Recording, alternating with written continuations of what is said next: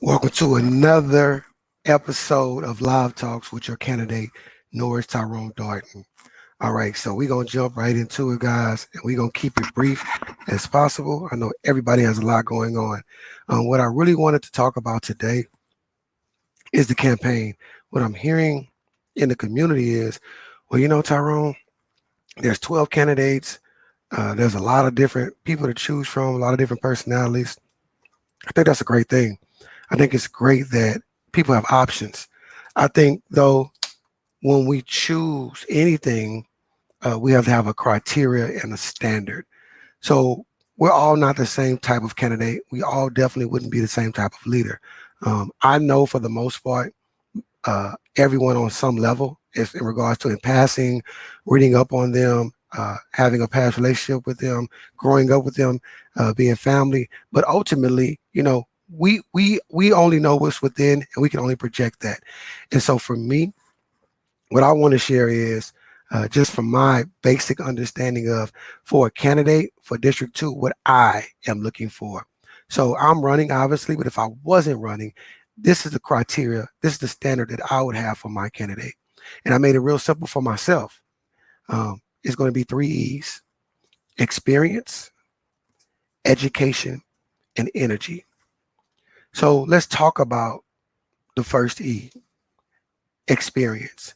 So for me, experience in regards to someone running for District 2, someone that we're looking to be a leader, experience would be, how well do you know the district? What have you done in the district? What relationships you have in the district? And so for this candidate, Norris Tyrone Darden, I've been in the district my entire life. And so the relationships come naturally. We also know this: being born somewhere doesn't necessarily mean that you're connected, because you may have been here, for the first 18 years of your life, went away off to college, and then spent the next 20 years off somewhere. And so communities change, people grow, especially diverse communities. So with that being said, just because you're born here, that doesn't mean that you necessarily are connected to the now of the community. But for me, going back to experience, as a professional, as an adult, as an educated person, I've been employed in the district my entire 18 years as a professional. So building those relationships as a teacher, building those relationships as a coach, building those relationships as a principal, a vice principal, a coordinator, a director, and now a dean within the district, has fulfilled not only that being born here, but also, hey, he's working here as well.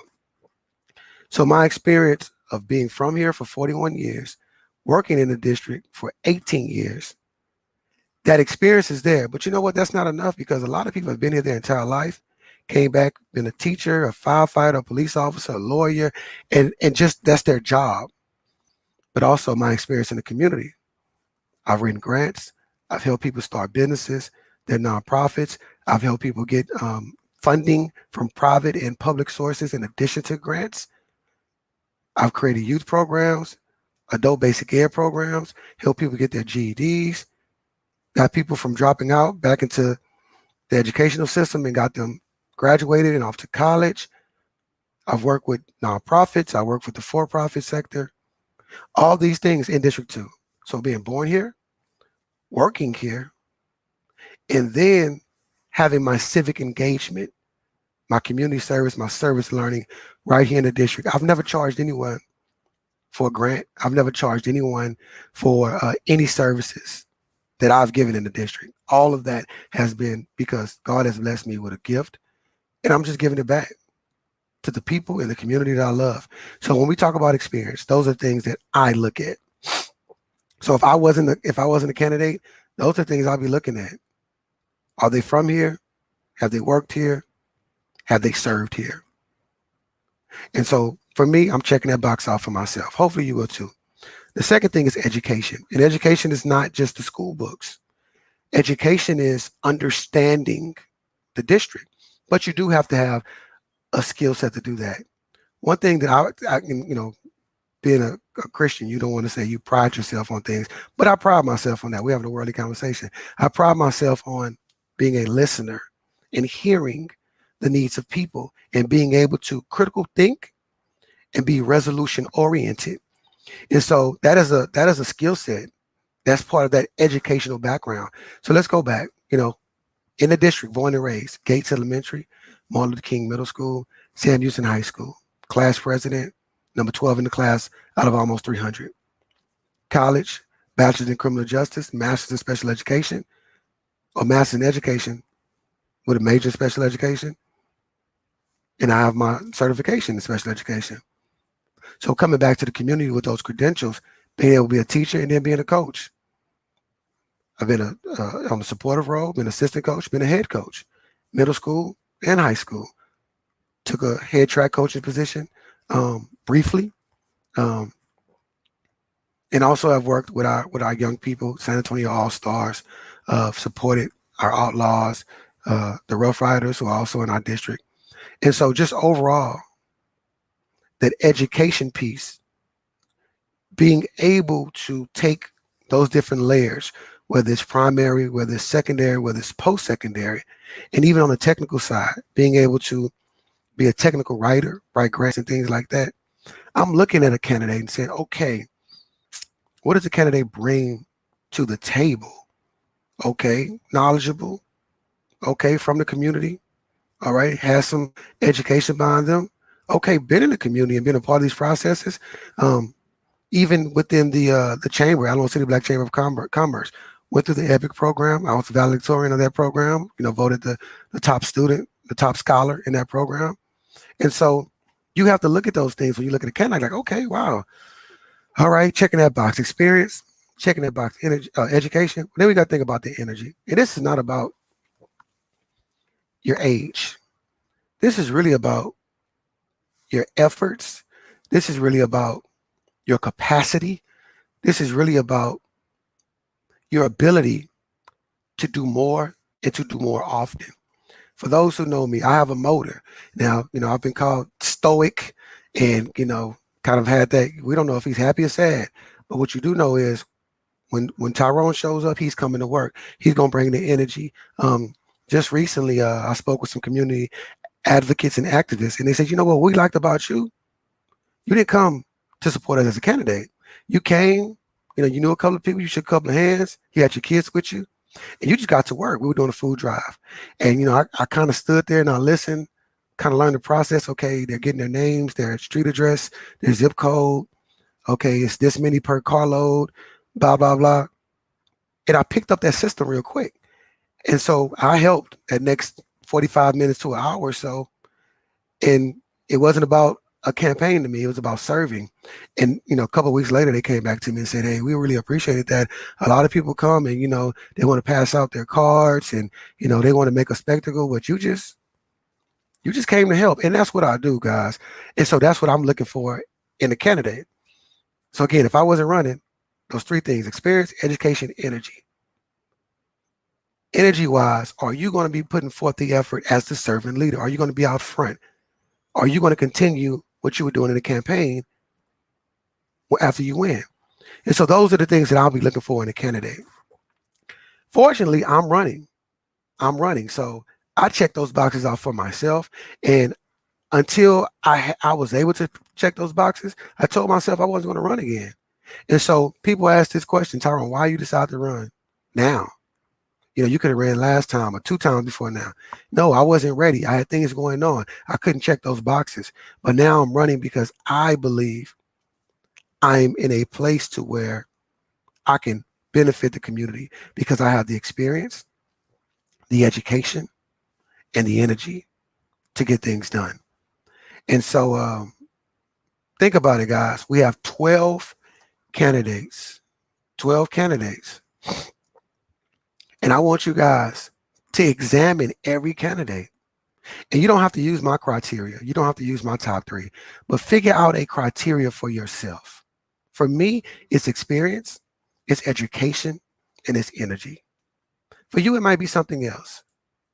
But narrow it down to 3 things. And those three things can be broad, so you can fit, whatever you need into those areas. But at the end of the day, get yourself a criteria, a rubric, so to speak, and rate your candidates. And we have 12. And when you rank and rate your candidates, you might knock them down to 6. And then reevaluate that, guys. And then you might knock that down to 4. And once you get to 4 or 3, and then you can really start having a conversation with people in your community, people on your street, people in your social groups, and say, you know what? There's really not a lot of people running that I see as my next District 2 council person. There's really only 2 or 4 or 6. And this is why. And if it was me talking, it would be because experience, education, and energy are things that I look at. And so my top 3 candidates or my top 4 candidates, experience wise, this candidate is an 8 out of 10. This candidate is a 9 out of 10. And you rate them and you rank them and you make this a real science. Remember, guys, they call it political science. It's a reason for that. But with all that being said, we have to turn this process into something that we're proud of, right? Something that we understand, something we can articulate, but something that's ours.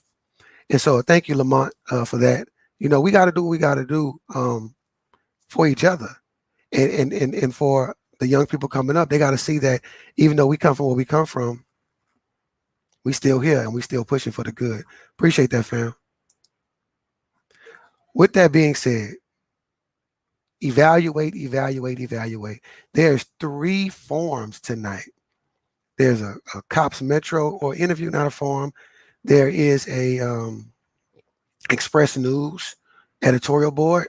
And then there is the Black PAC, Black Equity PAC is having theirs. I'm not sure if those to be public, but if they are, tune in, get those links. I don't have my support with me today, so I'm not putting all those links and stuff up. But put time in so you can start getting that information. All right, we're gonna transition because I gotta have a serious conversation. All right. So what I always say, campaigns run off a lot of things. And I'm not going to tell you those things because but money is a big thing. So I'm going to try something. I'm going to try something right now. Last week, I know I was on here and my website wouldn't pull up, but I got to fix for that. I'm going to share my screen.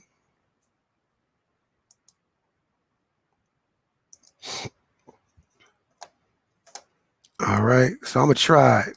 So we're going to go www.teamdardensa.com. Won't he do it? Won't he do it? It worked today. So here's the website, guys. If you've never been on the website, so let's look at it real quick. You got my banner right here. That's what you see on the yard signs, on the t-shirts. You have your tabs right here. And then this is the button we're going to talk about. But let's peruse it a little bit. So shout out to my team. My name is Norris Tyrone Darden III, and I want to represent you as your District 2 councilman. That's me. That's when I ran the first time. I was coming out from signing. So this is in 2013. This is what I look like, guys. All right. So a little information. Got the skyline behind me. Hopefully I got the city behind me. That's District 2, guys. Well, you see Alamo Dome. Looks like the Fedora right there. That's District 2 for those who don't know. All right. That's District 2 down to Pittman Sullivan. Here's my my priorities: rescue, recover, and revive. You can click here to learn more. And then, if you want to join Team Darden, you sign up right here. For those who don't know, my lifelong friend, Rashard Callis, is my treasurer. He's doing an excellent job. All right, so let's go to donate. And as the young people say, boom, hit the donate button. And it's that easy, guys. Join Team Darden today. Got a little information on me. And then you just hit the donate button. So right now we're doing our 20 for 20. And let me see if it works. And right now we're doing our 20 for 20. For those who don't know, T is the 20th letter in the alphabet. So growing up, people call me 20 wrong, T wrong. So that's what the 20 comes from. So donate $20 for 20 for Tyrone. But go online, click that donate button, and boom. So right here, we don't have it as a tab. So you just go in here, click in 20, fill out the information, and hit submit. All right, so we ain't gonna belabor that. I mean, I'm pretty sure y'all got it. So I'm gonna stop sharing that screen, and we'll close out, guys. Let's talk about priorities. A lot of people say, well, you gotta have a plan, you gotta have a plan, you gotta have a plan. You do have to have a plan, but it's not about one person, it's about everyone. And so for me, I have some ideas, but ultimately the plan comes from us. What do I mean by that? My number one priority is constituent services. My number one priority is connecting with the people, and not just the people who vote, connecting with the people in the district. I'm only one person, but we can become octopus or octopi, multiple octopus. And so they have 8 arms, and if there's 10 of us, we have 80 arms. If there's 100 of us, we have 800 arms. And if it's 1,000 of us, we have 8,000 arms. And imagine what we could do with 8,000 arms. That's called coalition building. And within that coalition, we're going to build capacity.